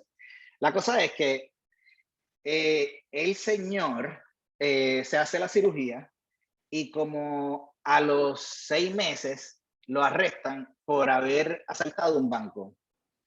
Y cuando sale la información, o sea, la hija, que es quien me contacta, me dice, como que, ¿qué es esto? Tú sabes. Y cuando empieza a salir la información, surge que este señor había asaltado 3 bancos dentro de los 6 meses después de haberse hecho la cirugía. Nunca, o sea, dice la hija como que jamás, tú sabes, se me hubiese ocurrido a mí que este tipo iba a hacer algo así, si tenían problemas económicos, y, tú sabes, no. Pero de eso a asaltar un banco, tú sabes, entonces pues que haya esa en términos temporales, ¿verdad? Pues ocurre después de la cirugía. Y yo hablé muchísimo con ella y me dio un montón de información sobre quién hizo la cirugía, qué tipo de cirugía, todos los documentos legales.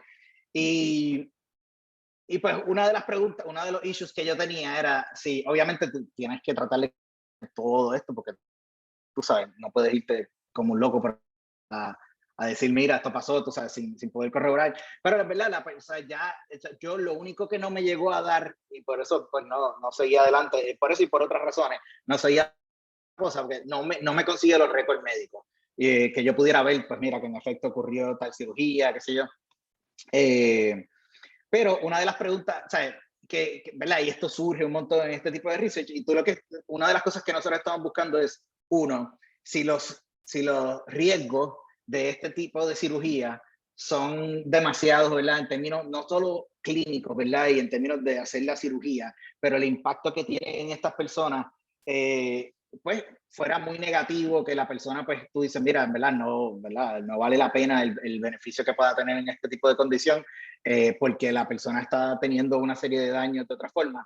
Cuando nosotros entrevistamos a los pacientes, eso por lo menos lo que nosotros hemos hecho 20 y pico de entrevistas hasta ahora, antes y después, generalmente funciona bastante bien y los pacientes dicen que una de las cosas que nosotros miramos es si tienen algún tipo de regret, ¿verdad? Sobre la cirugía, si ellos están conscientes de los cambios que han ocurrido. Y generalmente sí, puedes tener algunos casos extremos donde la persona dice, mira, este cambio fue tan difícil que en verdad o sea, yo no quisiera haberme hecho la cirugía, pero generalmente la gente está contenta con el cambio, es algo que los ha ayudado muchísimo a poder retomar pues muchas cosas en su vida. Los caregivers, ¿verdad? Las familias pues a veces tienen sus dudas porque dicen, mira, estos cambios pues son tan dramáticos a veces que para muchas personas pues les resulta difícil bregar con esos cambios. Y dicen, pues tú sabes, no están muy seguros si de verdad los beneficios de haber hecho la cirugía son suficientes. Así que parte de lo que se da dentro de este tipo de investigaciones, tú poder pues, manejar eso, poder identificar también, puede ser que el cambio no sea necesariamente por la estimulación que estás haciendo. Las cosas que nosotros argumentamos es que, mira, tú sabes, tú tienes un paciente que estuvo con depresión por 12 años, un episodio de 12 años de depresión, no respondió a nada, de momento hace esto, funciona. El cambio que la persona va a tener en su vida es tan y tan dramático que obviamente pues van a ocurrir un montón de cambios y oportunidades y maneras en que la persona está respondiendo que no necesariamente tienen que ver con que estás estimulando X o Y.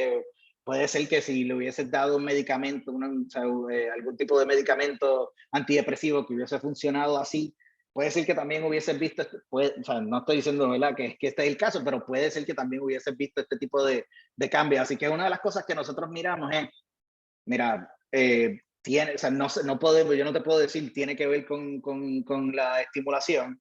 Pueden haber un montón de cosas ocurriendo aquí, pero sí se dan este tipo de cambios y esta es la manera en que estas personas hablan sobre esos cambios. Esta es la manera, o sea, la persona pues generalmente te dice, mira, no, yo creo que los beneficios son mucho mayores que cualquier tipo de daño que haya tenido este tipo de cirugía. Así que es algo que yo creo que trae mucha discusión porque es la idea de que te estén implantando algo también en el cerebro.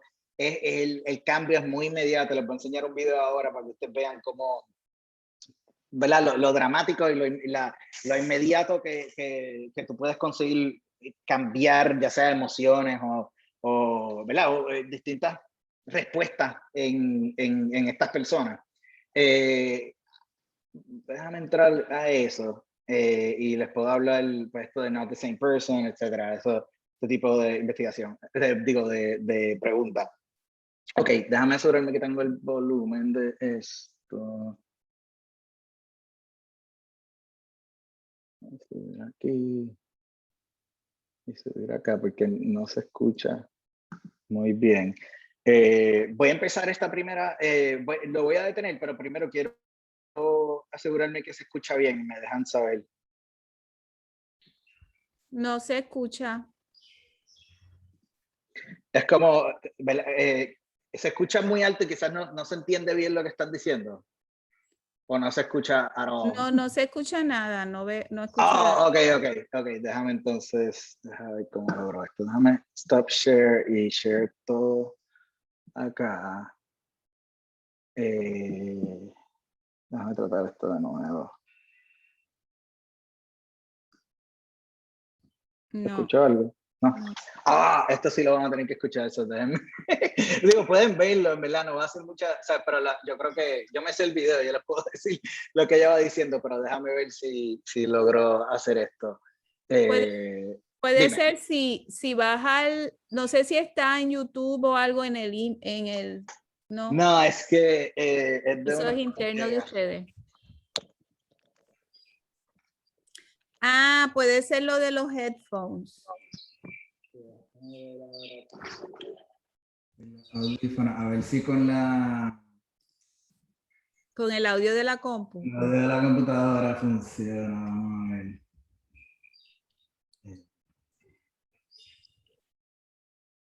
Pues esto en lo que lo voy preparando. Esto es una paciente que está recibiendo la cirugía para manejar síntomas de Obsessive Compulsive Disorder.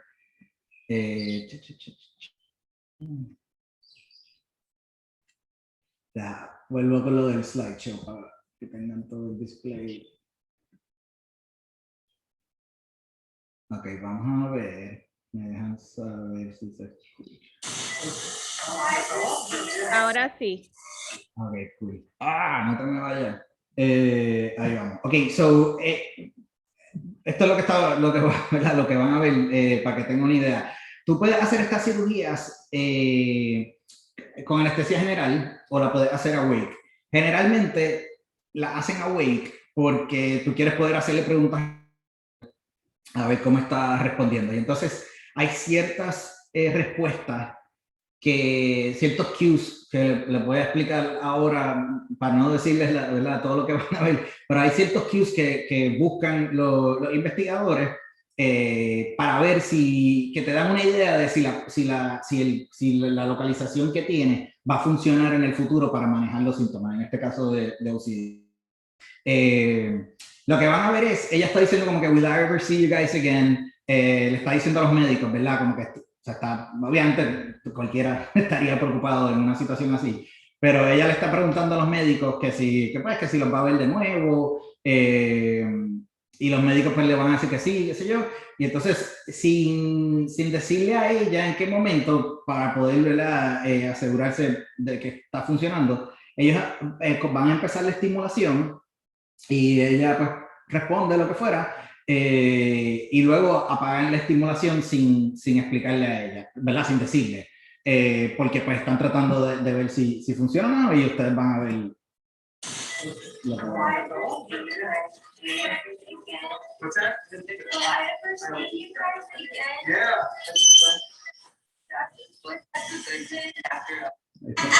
Okay. Ahora van con la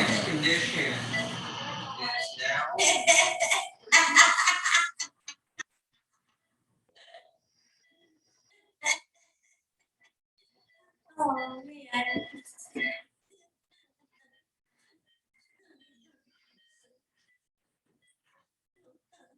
Describe what you're feeling right now. I feel happy. Feel happy? Can you describe that? I feel happy, like someone just called me and told me that I won a cruise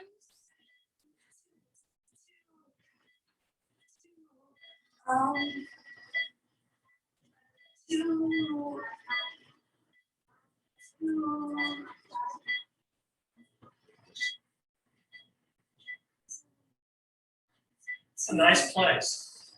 nice place.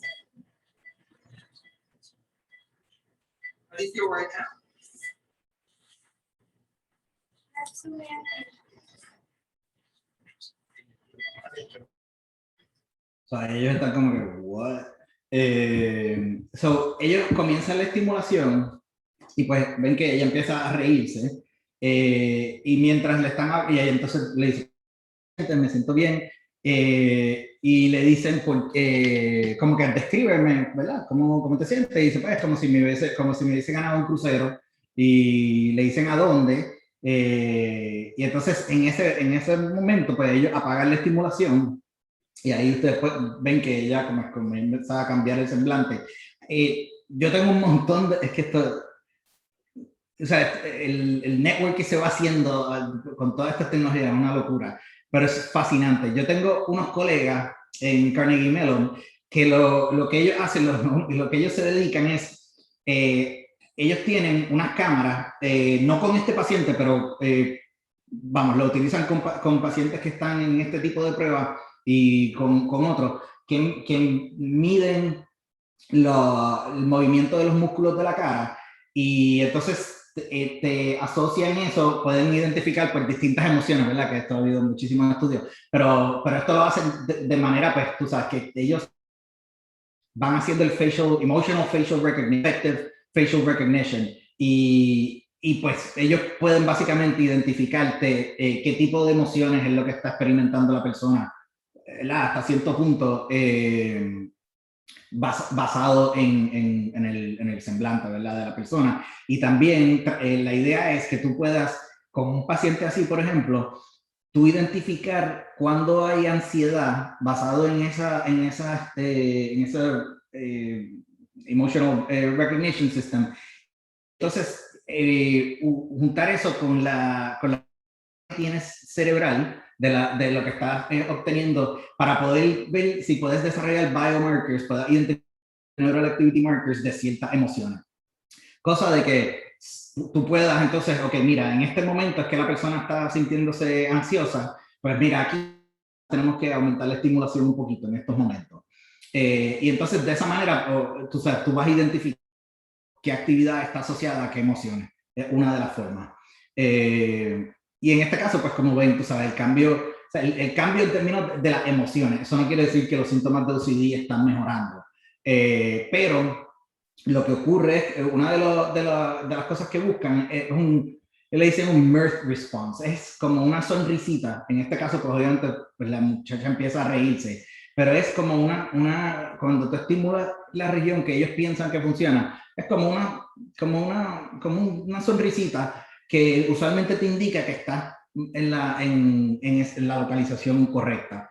Y entonces tú encuentras una estimulación donde la persona no siga por ahí, o sea, la persona no necesariamente, no necesariamente, la persona no va por ahí riéndose. Tú encuentras una estimulación que te ayuda a manejar los síntomas, y inclusive pues cuando haces las pruebas de las escalas de OCD, pues tú ves que después de como un mes, 2 meses, tú empiezas a ver una disminución bastante significativa en los síntomas, pero ¿verdad? Sin que la persona pues necesariamente esté respondiendo de esa forma.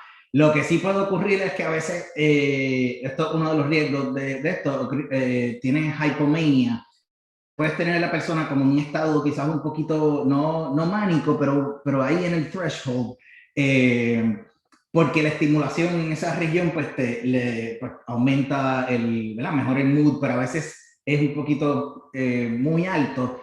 Y uno de los issues que ocurre con estos pacientes es que no quieren volver al médico, ¿verdad? O a la doctora, porque saben que le van a disminuir es como si te estuviesen dando una droga, tú sabes, te tienen en un estado, pasa con algunos, ¿verdad? Entonces te tienen llegas a este estado quizás donde estás casi mánico, y tienes como esta euforia y no quieres que te quiten eso, entonces pues a veces hay algunos pacientes que no quieren volver. Le dan también a los pacientes distintos parámetros de estimulación, porque todavía no tienen identificados los lugares de, ¿verdad? La actividad, cosa de que el sistema pueda responder automáticamente, pues el paciente tiene como 3 parámetros de estimulación. Entonces muchos pacientes nos dicen, pues mira, cuando yo voy a dormir, lo bajo un poquito y me ayuda como a estar más tranquilo, pero durante el día pues vuelvo ¿verdad? A un parámetro un poquitito más alto, ¿sabes? Cuando funciona es una cosa impresionante, porque tú tienes una persona que no ha respondido a nada por años, y de momento es como si la persona recuperara su vida. O sea, es una cosa de verdad que es bien, bien increíble y bien impresionante verlo cuando funciona. Hay personas para las que no les funciona y obviamente puede ser sumamente difícil porque pasas por todo esto, tienes la esperanza de que algo...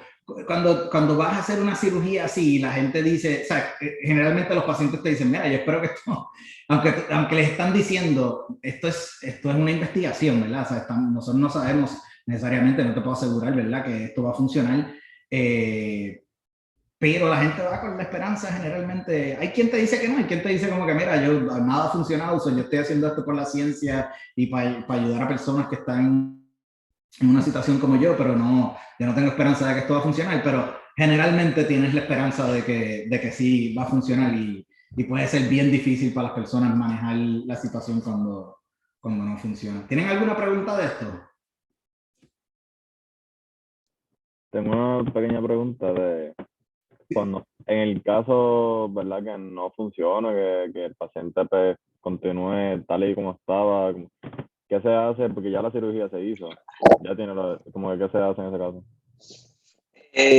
Sí, bien, mira, hay distintas opciones. Tú puedes hacer una lesión, que todavía hay situaciones donde funciona, pero también hay un montón de cosas que se pueden tratar antes de hacer una lesión o tratar otras cosas, porque tú tienes varios contactos en esos leads y tú puedes tratar un montón de tipos de estimulación, localizaciones. Puedes ver si el electrodo, a veces los electrodos se mueven, o sea, el lead se mueve, y puedes hacer una revisión para ver si consigues el efecto. Puedes cambiar la intensidad. Ahora hay leads de estos que tú tienes dirección en la estimulación y puedes dirigir la estimulación a cierta. Lo del DBS, lo bueno es que te da un montón de oportunidades tú poder, tiene un ángulo ético bien interesante, de tú poder estimular de distintas maneras a ver qué funciona. Ahora, a la misma vez que está desarrollándose este tipo de research, tú tienes un montón de gente que todavía utiliza lesiones. Y entonces, cuando tú haces la lesión, vamos, las probabilidades de que funcione no es que con DBS sean muchísimo mayores todavía, pero cuando tú haces la lesión, básicamente, eso, o sea, that's your one shot, tú sabes, como que ya tú hiciste la lesión, no hay mucho más que puedas hacer, puedes agrandar la lesión, puedes tratar otras cosas, pero no te quitas la oportunidad entonces de poder estimular de distintas formas. Ahora, una cosa bien interesante, un debate que se está dando ahora, es que mucha gente me dice, ok, es tremendo, DBS, puede funcionar a mucha gente. Ahora, tú tienes, hablando de los Estados Unidos solamente, tú tienes básicamente la mitad de la población de Estados Unidos no tiene acceso, o sea, en términos de cuán cerca están los centros de DBS, donde se ofrece DBS de este tipo en Estados Unidos. En términos de acceso, simplemente, la mitad de la población de Estados Unidos no tiene acceso a esta ciudad. Sin hablar del costo económico que tiene, que lo limita muchísimo más. Y entonces hay quien pues dice, mira, vamos a le podemos dar acceso a este tipo de tratamiento, dando lesiones, que es más barato, se hace una vez y ya se acabó, tienes que hacer un follow-up, pero te cuesta mucho menos y no, o sea, no tienes que pagar por el device, y ya. Y entonces tú tienes este debate de que tú dices, mira, por un lado, pues le da una oportunidad a personas que quizás no tendrían el acceso, pero por otro lado, le estás dando, es como, quizás como cuando ocurrió el debate con la vacuna de Johnson & Johnson, que la gente decía, pues mira, tienes Pfizer, tienes Moderna, son más efectivas, pero Pfizer es un shot y se acabó. No es tan efectiva, pero es bastante efectiva. Y no la tienes que tener no la tenías que tener en estos congeladores a la temperatura que necesitabas tener Pfizer y Moderna. So, vamos a darle a la gente mucho acceso a estos hospitales, o mucho tiempo de salir de sus trabajos, lo que fuera. Vamos a ofrecerle Johnson & Johnson. Y pues o sea, tiene este debate de que tú dices, pues mira, por un lado, pues tú quieres lograr que la gente tenga acceso, independientemente de los medios económicos, ¿verdad?, a lo que sería pues lo óptimo. y lo que te daría mayores oportunidades de tener una respuesta. Pero por otro lado, pues tienes que considerar, pues mira, quizás esto, si me preguntas a mí, pues yo digo, pues mira, o sea, vamos a hacer lo que sea, o sea, lo que esté en nuestro poder para poder darle acceso a la gente a lo que más le va a dar la oportunidad de funcionar. No son muchísimos pacientes, ¿verdad? No estás hablando de que son millones de pacientes que van a necesitar esto. Obviamente con las vacunas pues estábamos hablando de una situación distinta, pero no son tantísimos pacientes que van a necesitar esto. Vamos a ver si podemos darle la oportunidad. Pero ahora mismo se está dando un montón de debate dentro de este campo sobre eso, porque hay una nueva técnica que se llama Focused Ultrasound, que tú puedes coger y tienes un montón ¿verdad? O sea, tienes ultrasound en distintas direcciones y tú puedes localizar la lesión sin tener que abrir, ¿verdad? No tienes ni siquiera que abrir el cráneo para poder entrar ni nada. O sea, tú puedes localizar la estimulación para poder hacer la lesión en ¿verdad? La localización que tú quieras del cerebro. Y es bastante preciso. Mucho más preciso que muchas de las cosas que antes, que podía ser pues líquido, por ejemplo, que fuera ¿verdad? A lograr el daño, ¿verdad? La lesión en esa región. Y a veces quizás los que trabajan, si alguno hace cosas de neurofarmacología, donde hacen microinfusions, pues saben pues que uno tiene un control, ¿verdad? Pero para veces pues ¿verdad? No tiene total control de cuánto se riega ese líquido. Y con este Focus Ultrasound, sí, tienes una precisión brutal, pero entonces tienes esa pregunta ética de, ok, tú sabes, le estamos dando a la persona la mejor probabilidad de manejar sus síntomas, o pues tú sabes, vamos, o simplemente decimos, mira, o sea, tenemos que considerar pues que los costos de esto pues, pueden ser. Hay personas que la idea simplemente de tú tener un aparato en el cerebro, pues no, o sea, ¿verdad? Les preocupa muchísimo y no quieren hacerse en ninguno de este tipo de cirugías. Así que hay muchísimos debates en cuanto a eso, pero sí, si no funciona, puedes tratar un montón de estimulaciones o puedes también hacer alguna lesión. Así que, y pues nada, hay otras maneras, ¿verdad? Pero usualmente esto es last resort. Son personas, ¿verdad? Que ya han tratado casi todo. Una cosa que les iba a comentar de lo de estos cambios, ¿verdad? De personalidad, de aquella persona que me contactó con lo del papá, de que había robado los bancos, es que una de las razones por las cuales yo no hice nada con eso y no quise, tú sabes, escribir nada sobre, es que hay en esto, cuando uno, ¿verdad? Está metido en este tipo de estudios, hay una cosa que se llama, que lo más seguro, quizás, digo, no lo más seguro, pero que quizás han escuchado, Black Swan Effects. Y los Black Swan Effects son eventos que quizás no ocurren muy a menudo, pero si ocurre y la gente se entera, la gente le parece, tiene un impacto desproporcional en el campo, ¿verdad? Y entonces, si la gente se enterara como que, mira, pues ocurre, o sea, esto ocurrió, puede ser que la gente empieza, muchas personas que tienen condiciones que pudieran responder muy bien a este tipo de estimulación y a este tipo de device, escuchen esto que probablemente lo puede, ¿sabes? Muchas de estas situaciones así le gusta a la prensa, ¿verdad? Entonces la prensa puede irse imagínate, con el viaje de la persona que le hicieron una operación de estimulación cerebral y empezó a saltar banco. Y entonces puede tener un impacto desproporcional en la... Así que por más que me parecía súper fascinante la historia, o sea, no pensé como que sería ético hablar o sea, tirar la cosa a la luz pública, porque pues, me pareció, obviamente yo no tengo control de lo que haga la señora con la historia, con el cuento, pero pues no quise hacer nada por eso, porque yo decía, pues esto pudiera ser un Black Swan event y no, lo discutí muchísimo con dos o tres del equipo y nada, decidimos no hacer más nada con el asunto. ¿Alguna otra preguntita Por ahora, yo puedo seguir. Yo sé que nos quedan 20 minutos. Esto de Continued Access es algo que podemos, básicamente, una de las cosas que yo he estado empujando mucho es que esta gente tiene acceso a estas tecnologías, ¿verdad? Ponle que, como les estaba diciendo, a muchos de ellos les funciona. Esto es súper experimental, ¿verdad? Tienes muchas personas a las que no le va a funcionar, pero tienes unos grupos que sí les funciona. Ahora, ¿qué pasa? El estudio dura 2 años y se acaba el estudio y no hay nada que te asegure acceso a la tecnología. Eso es como se daba y se da a veces. Disculpen. Y se da a veces con drug trials, que tú le das, una persona está en un trial de algún medicamento, le está funcionando bien, se acaba el trial y pues se acabó el trial. No hay más chavos para darle acceso a la persona. La idea de dentro de, ¿verdad?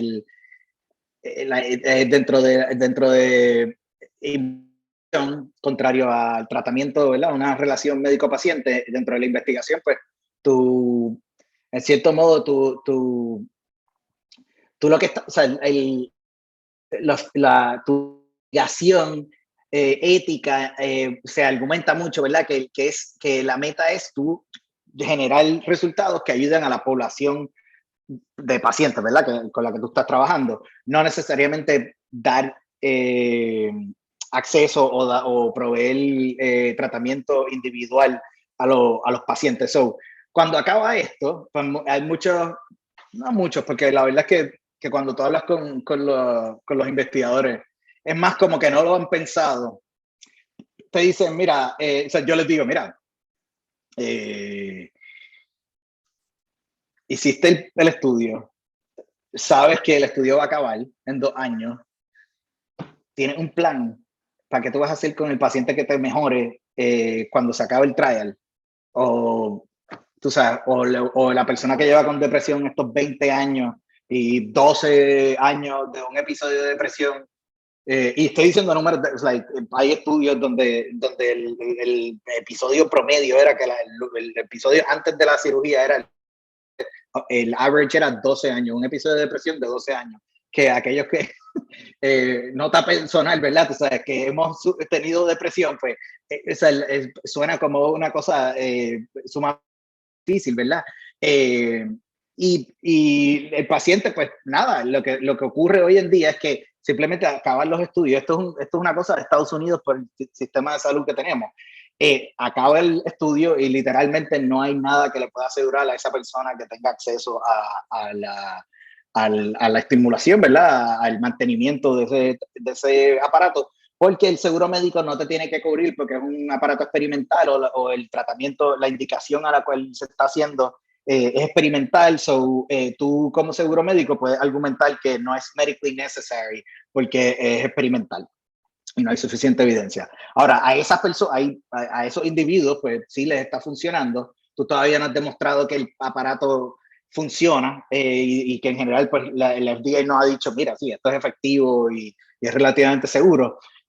Así que tú caes como en un vacío, cierto modo un vacío de términos regulatorios, pero también un vacío en cuanto al issue económico, ¿verdad? Que simplemente que no se ha pensado, porque en términos de regulatorios tú sí puedes lograr darle acceso a la persona. O sea, no hay nada que te impida que hay unas cosas, unos pasos que tienes que tomar en términos de FDA, pero no hay nada en verdad significativo fuera del dinero y de la, ¿verdad? Del willingness de estas personas que controlan estas tecnologías que te impida darle acceso a las personas. Ahora mismo lo que está pasando es que literalmente hay muchas personas que acaban el estudio, no hay dinero, no hay manera de mantenerlos con estas estimulaciones, así que se quedan sin la terapia y vuelven a los síntomas que tenían antes, que pues, sabemos que no había ningún tipo de tratamiento que les estaba funcionando. Esto es una de mis peleitas en este campo y es empujarlo, y a veces uno dice, a veces es como que tú tienes que como que shame them into action, tú sabes, como que de sacar el tema lo suficiente como para que la gente diga, diablo, esto es una vergüenza, en verdad, tú sabes, vamos a darle los chavos, vamos a resolver el asunto porque la verdad que cuando cuando tú le cuentas esto a la gente, muchos dicen, mira, esto, ¿sabes? Es una locura que tú después de que tú le diste algo a alguien que al fin logra manejar su condición de salud, se la vayas a quitar en 2 años. Y cuando nosotros entrevistamos a los pacientes y le preguntamos sobre esto, antes, o sea, nosotros hacemos entrevistas antes y después, de 6 meses después de la cirugía. Y cuando tú le preguntas antes, mira, ¿tú te acuerdas qué discutieron sobre post-trial, acceso al mantenimiento del device, o si van a remover el device del estudio? ¿Qué discutieron? Y esto es justo, o sea, esto es como que después de entre hacer el consent, ¿verdad? Entre que ya hicieron el consent y antes de hacer la cirugía, generalmente es cuando logramos hacer esa entrevista. Y le preguntamos, pues, mira, ¿qué tú te acuerdas de eso? Mano, si eso se discutió, yo no tengo idea. Yo no escuché nada de eso. La mayoría de la gente, como el 70% de los participantes hasta ahora, y obviamente no es una muestra enorme porque no son muchísimos pacientes que se están haciendo esto, pero el 70% te dice en esa lista, yo no me acuerdo de haber discutido nada de eso. O sea, y van y la hacen anyways, tú sabes, se hace la cirugía anyways, pero no recuerdan saber eso. Y cuando hemos hecho las entrevistas 6 meses después y ya van entendiendo un poquito más, ok, espérate, esto no necesariamente yo voy a tener acceso a esto, y se empiezan a preocupar más por la cosa. Inclusive hay dos de los participantes que nos dicen, eso, fíjate que it's funny como que me preguntas de esto porque, de nuevo, porque me acuerdo cuando me preguntaste la primera vez y yo no sabía. Entonces yo le dije al cirujano, justo cuando sale de la operación, le dice, oye, la gente esta de bioética me preguntaron, quizás este no es el momento de yo hacerte esta pregunta, ¿verdad? Pero me preguntaron qué tú vas a hacer con el aparato este cuando se acabe el estudio. Justo, o sea, literal en el recovery. Y el cirujano como que, la cirujana como que, no, sí, nosotros vamos a hacer lo que sea por ayudarte a mantener el device, que en verdad es lo que hacen. Ellos o sea, los tratan de ayudar a mantener el device de la manera que puedan, pero no necesariamente pueden, tú sabes, ellos no pueden garantizar que tú vas a tener acceso porque ¿quién va a pagar por la cosa? Y yo he hecho, pues, yo no soy economista ni remotamente, pero he ido, pues, o sea, voy y enseño los números y digo, mira, tú sabes, esto puede pasar, esto te cuesta tanto, no tienes seguro, o sea, simplemente el follow-up clínico, que ponle que te cueste $250 ir cada 3 meses o algo así al médico que tiene la especialidad de esto, probablemente cuesta más, pero los médicos usualmente ellos te van a cobrar algún fee más bajito. Hay gente que no tiene los $250 para pagar los meses o lo que fuera. Si tienes que hacer alguna revisión, si hay que cambiar los parámetros de estimulación, hay un montón de cosas que te pueden salir muchísimo más caras, y la media en Estados Unidos en términos de family income ahora mismo probablemente bajó durante COVID, pero es como $66,000. Hay quien no te tiene los $1,000, o sea, la mayoría de la población no te tiene los $1,000 y pico para poder hacer esto, tú sabes, si no tienes seguro médico o costear las otras, ¿verdad? Las revisiones que tuvieses que hacer, los cambios de parámetros. Hay 4% de los pacientes que tienen infecciones, y cuando tú tienes una infección, hay unos salvage procedures que se hacen para tratar ¿verdad? De eliminar la infección, que usualmente no funcionan, pero se hacen anyways, a ver si lo logras. En 90% de los casos no funcionan. Cuestan como $10,000 cada una de esos salvage procedures. Y si no funciona, que como les dije, 90% de las veces no funciona, tienes que sacar el aparato, dejar que la persona, ¿verdad? Darle antibióticos, etcétera, y volver a poner el aparato, no el mismo aparato, pero vas a poner otro aparato, o sea, los leads nuevamente. Eso cuesta como el sacar, y sale como en el explantation, sale como en 20 y pico mil pesos, y entonces volver a implantar te sale como en 70, una cosa así. So estás hablando de pues 90 y pico mil pesos que le puede costar a una persona si eso pasa. Obviamente la gente no tiene, la mayoría de la gente no tiene el dinero para eso. Ese tipo de tener que hacer la explantation y volver a implantar no ocurre mucho, pero ocurre. Y de todas maneras, dejando esa parte, tiene un montón de otros issues de mantenimiento donde la mayoría de la gente no tiene el dinero para pagar eso. So, esa ha sido una de mis peleas últimamente. Y, pues, y la gente, los device manufacturers, cada vez que yo hablo de esto y hay device manufacturers, los mismos investigadores dicen como que, ay, ¿qué tú piensas, fulano? Y tú sabes, el representante dice como que no, que si hemos estado pensando en esto muchísimo, que si esto es un problema que de verdad tenemos que atender, qué sé yo. Todavía no han hecho nada al respecto y la pelea la tengo con NIH también, cuando estamos bueno, en cualquier momento de toda la oportunidad, también de decir, mira, tú le estás dando chavos a esta gente, tú sabes, exígeles que hagan esto, tú sabes, que haga algún tipo de acceso que le permitan a estas personas por un tiempo, etcétera, lo que fuera, pero esto hay que sentarse y hay que hablarlo, porque o sea, de verdad que algunos de los pacientes te dicen, mira, sería cruel que me quiten esto, mano, porque el cambio que esto me ha dado, tú sabes, la oportunidad que esto me ha dado es increíble, etcétera. Así que pues nada, son como pueden ver, esto va en un montón de direcciones. O sea, una vez uno empieza a mirar las implicaciones éticas de todo lo que es desarrollar estas tecnologías, utilizarlas, cómo tú costeas todo esto. O sea, hay un montón de ángulos y hay un montón de aspectos de esto que hay que mirar bien de cerca y pues muchas veces esto mismo de Continued Access. O sea, yo he tenido cirujanos que se paran allí, los cirujanos, y dicen, mira, we've failed our patients. Tú sabes, nosotros debimos haber visto esto que iba a pasar, porque era obvio que iba a pasar, ¿verdad? Tú sabes, si te dimos la cirugía, nosotros sabemos que el seguro no te iba a cubrir, o lo más seguro no te iba a cubrir. So, ¿por qué no planificamos esto mejor?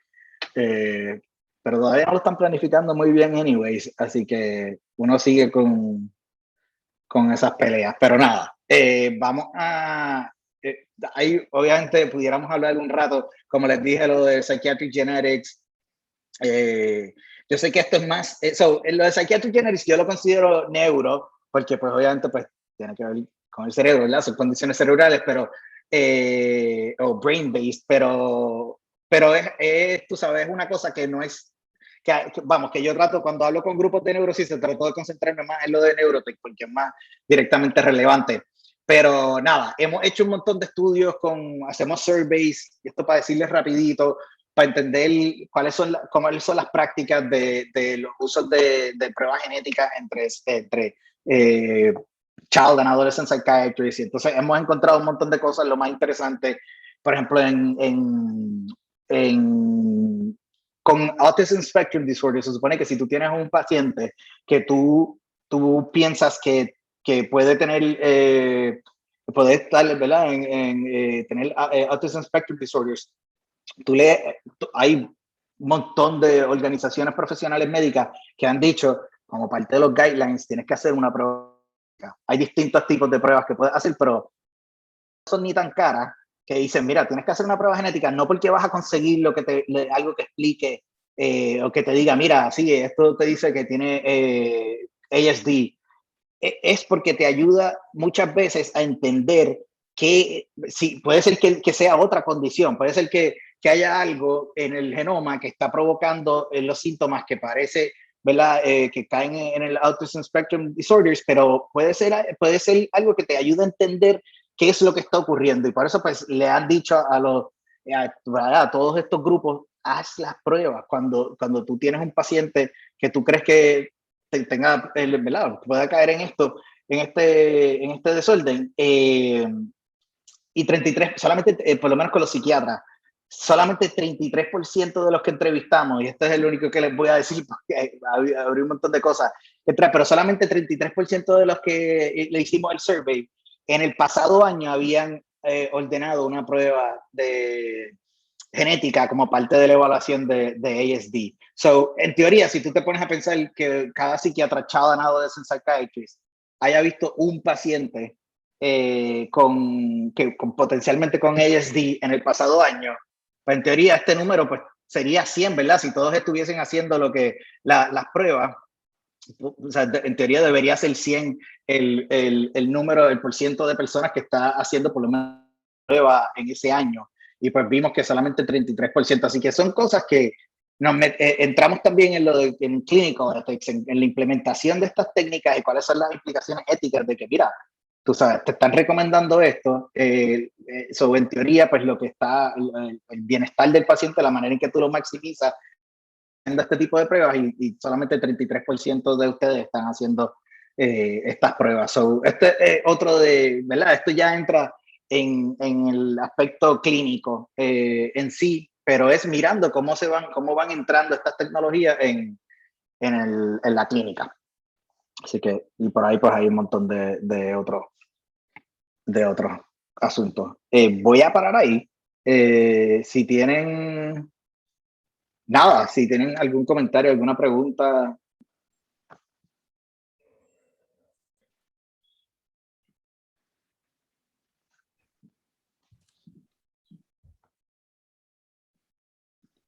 Ajá. ¿Comentarios? Ninguno. ¿Quieren venir para Houston un ratito? Parece. Trabajar. No, pero es que el tema es para estar un ratito hablando de cada cosa que tú estás haciendo, que es súper importante desde mi perspectiva, porque jóvenes, nosotros en la neurociencia hay toda una asociación de neuroética, por ejemplo, toda una rama que estudia los asuntos, ¿verdad?, de la ética en la neurociencia, y Gabriel se ha involucrado en aspectos importantes en colaboración también con Demetrio, acá en Ciencias Médicas. Pero, por ejemplo, yo pienso que el discutir estos temas es importante desde la perspectiva de nosotros científicamente, porque a veces estamos en los laboratorios y hacemos los experimentos y no nos cuestionamos su impacto, aunque sea desde ciencia básica, porque si estamos haciendo a nivel de ciencia básica es para producir se supone, un adelanto científico a favor de la humanidad, a favor de la salud pública, a favor del conocimiento, ¿verdad? Pero a veces nos perdemos en la parte técnica y en lo que hay que alcanzar, pero no nos olvidamos del individuo, que a la larga es el que él o ella se impacta por estas intervenciones y estos estudios, ¿verdad? Así que por eso es para mí es súper importante que ustedes le vean el valor de estas discusiones. Por supuesto, Gabriel, el tiempo no nos da para continuar, ¿verdad? Pero Gabriel está disponible para todos los que le picó la curiosidad con respecto a su formación académica y además de lo impactante que es su investigación. Así que se pueden comunicar con él. O ¿tú estás aceptando estudiantes en el verano, Gabriel, de internado? ¿Tú no recibes estudiantes? Nosotros estamos haciendo, lo que pasa es que ya empezaron, pero para el año que viene te estoy hablando, para el año que viene. Para el año que viene, inclusive lo estamos haciendo remoto. Okay. So, si hay gente interesada, o sea, que me avise y podemos cuadrar algo, porque sí, lo hemos estado haciendo remoto y nada, usualmente le decimos a los estudiantes, mira, como 15 horas a la semana o algo así, no es una cosa, ¿verdad? Que, bueno, puede ser menos, pero usualmente le pedimos 15 horas. No las podemos pagar en estas posiciones, pero si les interesa, ¿sabes? Sí, hay maneras de buscar cómo ayudarlos a ir metiéndose en el campo. Mira, Gabriel, que Wilma, una de nuestras estudiantes, está pidiendo tu contacto de email. ¿Lo puedes poner en el chat? Sí. Exacto. Déjame poner en el chat, más fácil que... Por favor y gracias. Yeah. Déjame quitar el...